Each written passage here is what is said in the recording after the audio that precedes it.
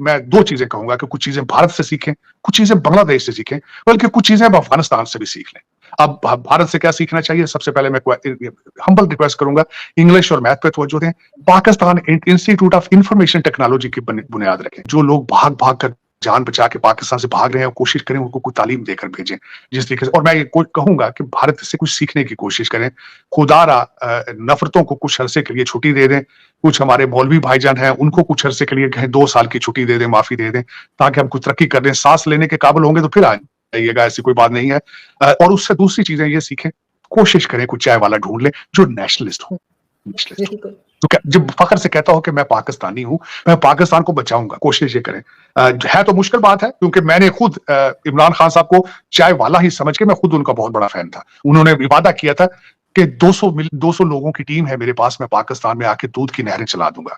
आते ही मौसूफ ने prime minister house की भैंसें बेच दी, आते ही मौसूफ ने गाड़ियां बेच दी, और फिर हेलीकॉप्टर पे ऐसे चढ़े कि वापस नहीं उतर सके। कह रहे थे पहले आपको अमेरिका ऑपरेट करता रहा है, चलाता रहा है पैसे दे देकर, उसको जरूरत थी आपकी, अब उसको आपकी जरूरत नहीं है।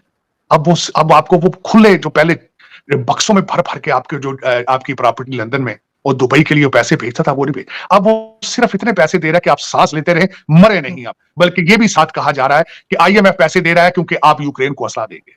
ये भी इस वक्त इंटरनेशनल कम्युनिटी में ये बातें चल रही है, खबरें।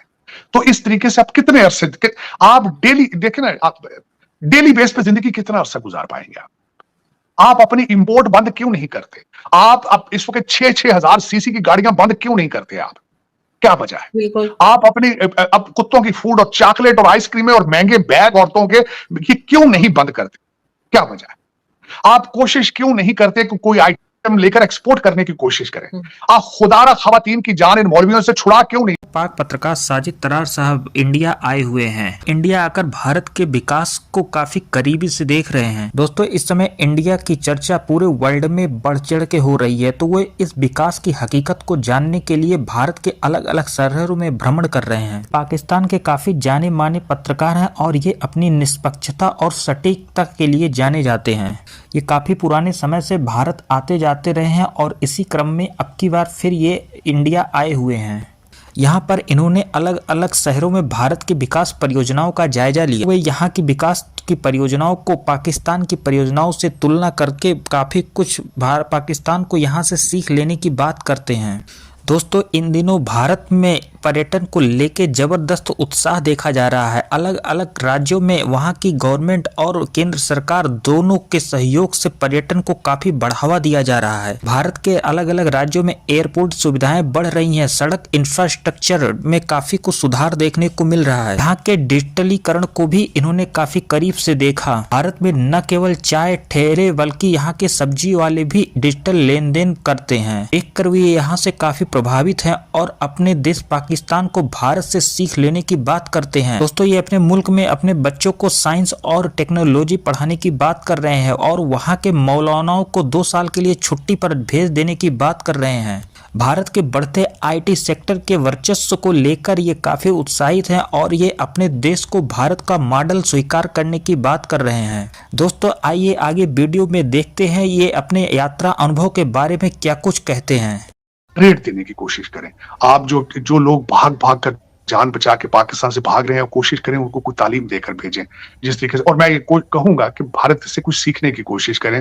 खुदारा नफरतों को कुछ अरसे के लिए छुट्टी दे दें।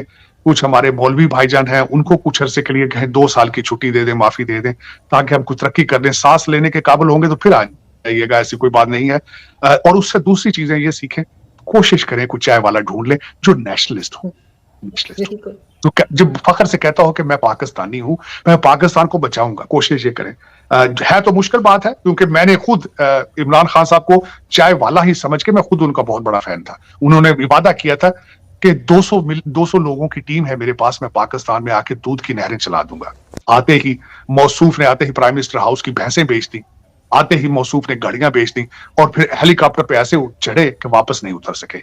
मैं आपको यह बताना चाहूंगा कि जिस बंदे के वो 3.5 साल गीत गाते रहे, उस्मान बुजदार साहब, वसीम अकरम प्लस थे। अगले दिन गवर्नमेंट ने जब उनका डाटा शेयर किया है, तो उन्होंने पिछले जितने भी चीफ मिनिस्टर थे पंजाब के, हेलीकॉप्टर पे राइड करने के उन्होंने रिकॉर्ड तोड़े हैं। ये रियासत मदीना के ठेकेदारों की बात कर रहा हूं, जो रियासत मदीना के ठेकेदार। सर उनकी पार्टी के लोग जो उनका मास्क लगा के घूम रहे हैं असेंबली के अंदर, अजीब तमाशा लगा है। ये इस तरह, ये देखिए, ये रियासत की कमजोरी है, रियासत की कमजोरी है। जेल को अगर मैरियट बना दिया जाए, जेल से जब इकोनॉमिस्ट को आर्टिकल लिखे जा रहे हो, जब सारा दिन मुगलिया दरबार लगे जेल के अंदर, ये रियासत की कमजोरी है। रियासत को समझ नहीं आ रही कि क्या करना है।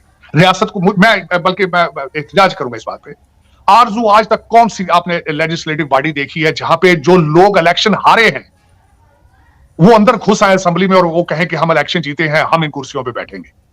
रियासत कहां थी उस वक्त? मुझे ये बताएं कि गैलरी में कल लोग आए हैं, वो घुस के नीचे आके असेंबली के अंदर आके बैठ गए। रियासत कहां थी वहां उस वक्त? रियासत किस तरीके से इनको अलाउ कर रही है कि पंजाब के अंदर जो एमपीए है वो बाहर अपना सेशन, अपना दूसरा सेशन लगाए, दूसरे असेंबली। ये हुकूमत के अंदर, स्टेट के अंदर स्टेट बन चुकी है। ये रियासत की कमजोरी है। मैं इस वक्त आपकी रियासत को बहुत कमजोर देख रहा हूं और ये इंटरनेशनल कम्युनिटी इसको ऑब्जर्व कर रही है, देख रही है कि क्या हो रहा है। रीजन, आप एटॉमिक पावर है, आप कहां जा रहे हैं? आपके एटॉमिक कोड किन के पास है? कौन आपके ऑपरेटिव कौन है? वो कह रहे थे पहले आपको अमेरिका ऑपरेट करता रहा है, चलाता रहा है पैसे दे देकर, क्योंकि उसको जरूरत थी आपकी। अब उसको आपकी जरूरत नहीं है। अब आपको वो खुले, जो पहले बक्सों में भर भर के आपके जो आपकी प्रॉपर्टी लंदन में और दुबई के लिए वो पैसे भेजता था, वो नहीं भेज। अब वो सिर्फ इतने पैसे दे रहा है कि आप सांस लेते रहे, मरे नहीं आप। बल्कि ये भी साथ कहा जा रहा है कि आईएमएफ पैसे दे रहा है क्योंकि आप यूक्रेन को असला देंगे। ये भी इस वक्त इंटरनेशनल कम्युनिटी में ये बातें चल रही है, खबरें। तो इस तरीके से आप कितने अरसे, आप डेली देखें ना, आप डेली बेस पे जिंदगी कितना अरसा गुजार पाएंगे? आप अपनी इंपोर्ट बंद क्यों नहीं करते? आप इस वक्त 6,000 सीसी की गाड़ियां बंद क्यों नहीं करते? आप क्या वजह है? आप अपनी अब कुत्तों की फूड और चॉकलेट और आइसक्रीमें और महंगे बैग औरतों के ये क्यों नहीं बंद करते? क्या वजह है? आप कोशिश क्यों नहीं करते कि कोई आइटम लेकर एक्सपोर्ट करने की कोशिश करें? आप खुदारा खवातीन की जान इन मौलवियों से छुड़ा क्यों नहीं लेते? मैं यही बात करना चाह रहा था। बांग्लादेश से मैं यही कहना चाह रहा था, माइक्रो फाइनेंसिंग डॉक्टर यूनस की कॉपी क्यों नहीं करते? उन्होंने आपकी 51% खवातीन आपने घरों में बंद करके ताले लगाकर चाबियां गुम कर दी हैं कि क्यों कर रही हैं? बांग्लादेश ने तरक्की की थी इन औरतों की वजह से। स्वेट शॉप्स बनाई थी उन्होंने कॉटन की फैक्ट्रियों में इन औरतों को एंगेज किया था। ये क्यों नहीं सीखते आप? ये मौलवी भाईजान से 2 साल की छुट्टी ले लें प्लीज। इनके पांव पड़ जाए, इनके कहें कि हमें 2 साल के लिए छोड़ दें। खुदा रा इन कौम की बच्चियों को इस तरह नाम घसीट घसीट के मारो, लोग देख रहे हैं। और जो मौलवी है वो जो आया था उसका फैसला करने के लिए, वो कहता है मुझे पढ़ने नहीं आता। ऐसे ही। और फिर मैं क्या करूं? बहुत बड़ी खबर बीबीसी ने चलाई, सीएनएन ने चलाई, किसने वो खबर नहीं चलाई? फिर सर बहुत बुरा हाल है लोगों का जी। खुदारा इन बच्चियों को छोड़ दो यार, खुदारा। आप मस्जिदों में, आप जहां से आए हो मस्जिदों से निकल के वहां। ये है पाकिस्तानी पत्रकार साजिद तरार साहब। ये अपनी स्पष्टवादिता और निष्पक्ष पत्रकारिता के लिए जाने जाते हैं। के विकास को लेके काफी उत्साहित है और वे अपने देश को यहाँ के मॉडल को स्वीकार करने की बात कर रहे हैं। दुनिया भर में भारत के विकास के मॉडल की चर्चाएं हो रही हैं। वो उसकी हकीकत यहाँ के अलग अलग शहरों में जाकर यात्रा करके खुद देख रहे हैं। इसी क्रम में वे दिल्ली से होते हुए इस समय इंदौर, जो कि भारत के सबसे स्वच्छ शहर के रूप में जाना जाता है, इंदौर की तरक्की को ये अपने शब्दों में बयां कर रहे हैं। और भारत की स्वच्छता में नंबर 1 पर अपनी रैंक रखने वाला शहर है। यहाँ की तरक्की न केवल भारत में बल्कि वर्ल्ड लेवल पर इसकी चर्चा का विषय बना हुआ है। इसके इंफ्रास्ट्रक्चर और पर्यटन की संभावनाओं को लेकर वे काफी उत्साहित दिख रहे हैं।